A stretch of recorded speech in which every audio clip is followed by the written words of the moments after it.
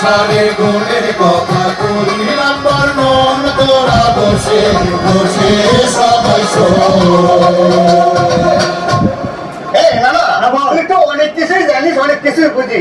এই বলতো আর কি কি জোরে বসার তৈরি করা যায় একটু বুঝে বুঝে করতে, আমি একটু কানের মধ্যে ঢুকে। আচ্ছা শোন শোন, নানা রকম জৈব সার তৈরি করা যায়। যেমন এই যেমন ধর এই যে কম্পোস্ট সার, কোম্পানি সার, হ্যাঁ কোম্পানি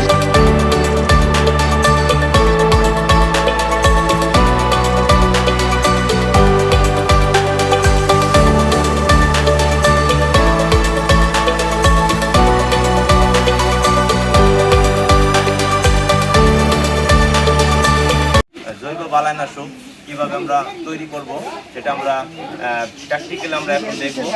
আমরা এখন আমাদের যে উপাদানগুলো আমাদের লাগবে, প্রয়োজনীয় উপাদানগুলো সব আমার সামনে দেখতে পাচ্ছেন। এখন কি পরিমাণ উপাদানগুলো আমি বলে দিচ্ছি।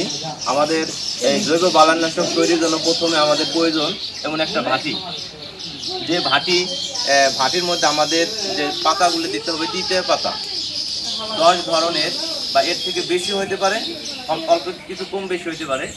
দিতে হবে প্রত্যেক উপাদান।